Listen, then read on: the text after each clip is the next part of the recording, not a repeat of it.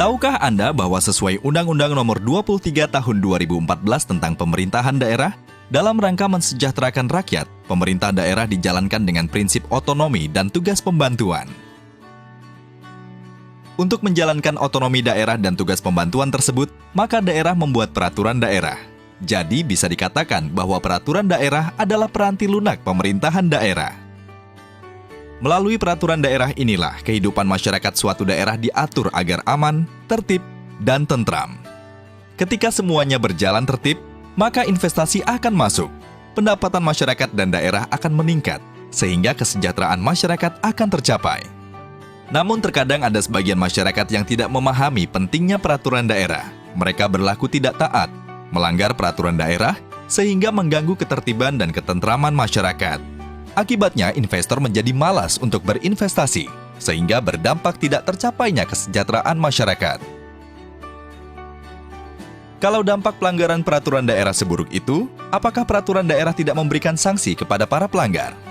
Ada, yaitu sebagaimana yang diamanatkan pada pasal 238 Undang-Undang Nomor 23 Tahun 2014 tentang Pemerintahan Daerah. Jadi, siapa yang harus menegakkan peraturan daerah?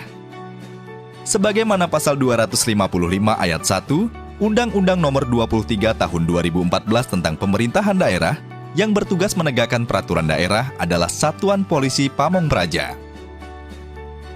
Jadi, seorang polisi Pamong Praja harus paham loh guys, bagaimana pola tindak, pola sikap, dan pola operasi yang harus dia lakukan dalam penegakan perda.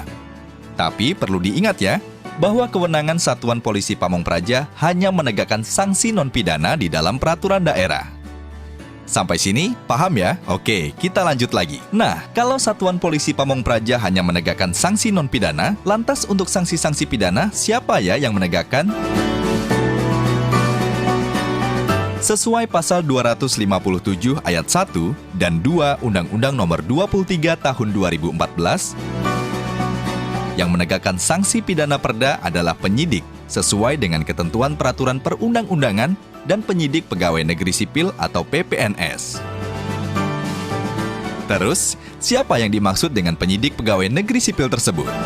Yang dimaksud penyidik pegawai negeri sipil atau PPNS untuk penegakan perda adalah PPNS yang memiliki kawalan Undang-Undang Nomor 23 Tahun 2014. Oh, jadi sudah ada petugas yang menegakkan perda ya? Terus bagaimana petugas-petugas tersebut melakukan proses penegakan perda? Begini guys, dalam proses penegakan peraturan daerah, senantiasa harus dikedepankan persuasi dan tindakan non-justisial terlebih dahulu oleh Satpol PP ya, yakni melakukan sanksi-sanksi non-pidana seperti sanksi administratif, dibantu oleh Dinas Pemangku Peraturan Daerah. Kalau sanksi administratif sudah diberikan, namun masih saja melanggar, tindakan apa yang harus dilakukan? Jika demikian, maka Satpol PP akan melaporkan tindakan pelanggaran tersebut kepada PPNS. Selanjutnya, atas laporan kejadian tersebut, PPNS diperintahkan untuk bertugas menegakkan sanksi pidana atas pelanggaran yang dilakukan. Lantas, siapa yang memerintahkan penyidikan oleh PPNS? Yang memerintahkan adalah atasannya. Oleh karena itu, atasan PPNS seyogyanya adalah PPNS. Dalam hal atasan PPNS bukan PPNS, maka surat ditandatangani oleh PPNS diketahui oleh atasannya. Sebagai institusi yang diberi amanat untuk menegakkan perda, maka Satpol PP berfungsi sebagai koordinator dalam proses-proses penegakan perda di daerahnya. Karena perda memuat juga sanksi pidana yang harus ditegakkan oleh PPNS. Maka Kepala Satuan Polisi Pamong Praja dan pejabat yang membidangi penegakan perda di Satpol PP harus memiliki kualifikasi PPNS agar bisa memerintahkan anggotanya yang PPNS untuk melakukan tindakan penyidikan.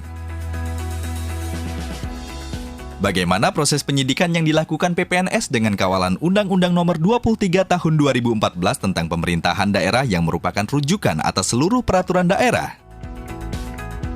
Sebagaimana ketentuan pasal 238 ayat 2 Undang-Undang Nomor 23 Tahun 2014 tentang Pemerintahan Daerah, sanksi pidana kurungan perda bisa sampai dengan maksimal 6 bulan. Artinya dalam perda bisa terdapat 1.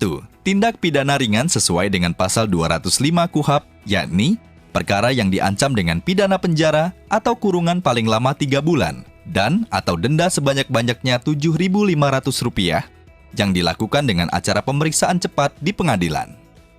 2. Tindak pidana di luar pasal 205 KUHP yang dilakukan dengan acara pemeriksaan singkat yang menurut penuntut umum, pembuktian serta penerapan hukumnya mudah dan sifatnya sederhana. Lantas bagaimana proses penyidikan terhadap pelanggaran perda yang memiliki sanksi pidana penjara atau kurungan maksimal 3 bulan atau kategori tindak pidana ringan tersebut? Proses penyidikan tipiring dapat dilaksanakan di kantor atau di luar kantor dengan pertimbangan penanganan yang cepat dan tuntas. Itulah kenapa ada istilah sidang di tempat, yakni pelaksanaan sidang yang dilakukan di tempat kejadian perkara, segera setelah dilakukan penyidikan oleh PPNS. Setelah PPNS menerima laporan atau aduan atau mengetahui langsung adanya tipiring, maka segera cari saksi, tersangka, dan barang bukti yang terkait kasusnya. Segera lakukan pemeriksaan singkat dan temukan unsur pasal yang dilanggar serta pengakuan tersangka. Dengan didukung keterangan saksi, maka penyidik segera menulis pada blanko tipiring. Untuk memperkuat keterangan dalam pemeriksaan, saksi atau terdakwa dan penyidik agar membubuhkan tanda tangan di blanko tipiring tersebut. Jangan lupa untuk mencatat jenis barang bukti yang telah disita. Apabila tersangka tidak bersedia menandatangani blanko acara pemeriksaan, uraikan secara singkat alasan-alasannya di lembar belakang. Jika penyidikan sudah selesai, penyidik harus memberitahu kepada terdakwa untuk hadir dalam sidang tipiring sesuai waktu yang ditetapkan.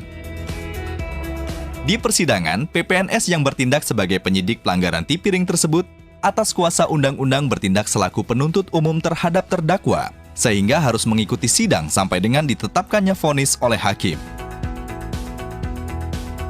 Terus, bagaimana dengan proses penyidikan pelanggaran perda yang non-tipiring?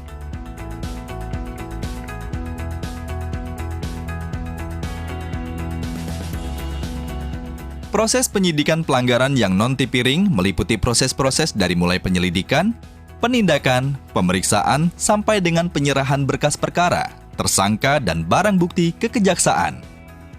Untuk proses penyelidikan, selalu libatkan Pol PP ya, karena sesuai pasal 255 ayat 2 huruf C, Undang-Undang Nomor 23 Tahun 2014, Pol PP memiliki kewenangan untuk melakukan tindakan penyelidikan terhadap warga masyarakat, aparatur, atau badan hukum yang diduga melakukan pelanggaran atas perda dan atau perkada. Selanjutnya adalah proses penindakan yang meliputi pemanggilan, penangkapan, penahanan, penggeledahan, penyitaan.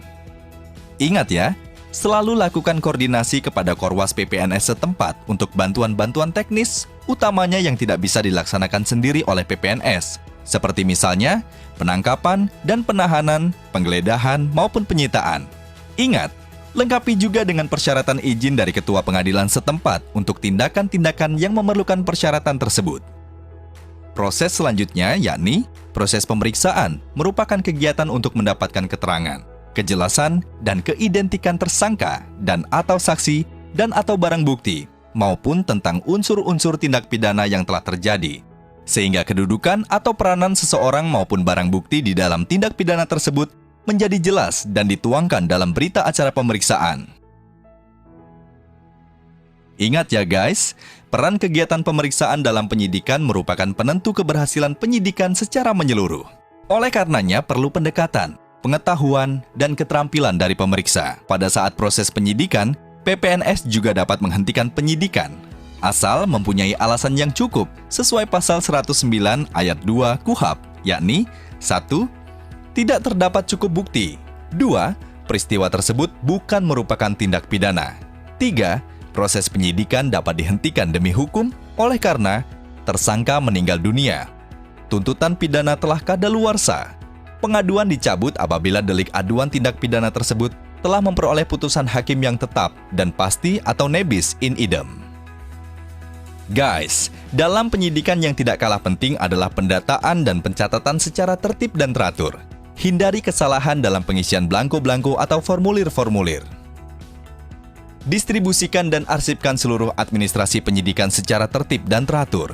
Kalau perlu, tunjuk staf yang khusus menangani administrasi penyidikan. Setelah semua berkas perkara penyidikan selesai, maka harus segera disampaikan kepada penuntut umum melalui Korwas PPNS untuk selanjutnya diteliti bersama oleh Korwas dan PPNS.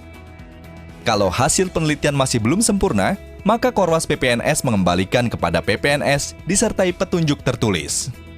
Kalau sudah sempurna, diteruskan kepada penuntut umum dengan surat pengantar dari Korwas PPNS tembusan ke PPNS yang bersangkutan. Jika kemudian oleh jaksa penuntut umum berkas dinyatakan lengkap atau P21, maka tugas penyidikan telah selesai.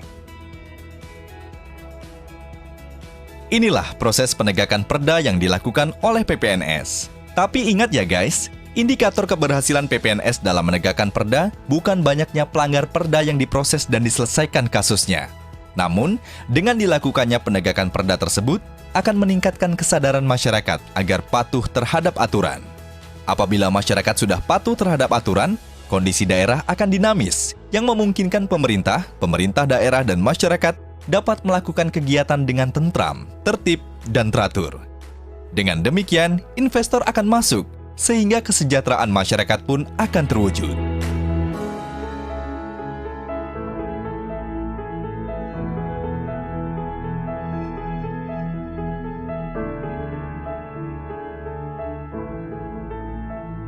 Pesan ini disampaikan oleh Kementerian Dalam Negeri Republik Indonesia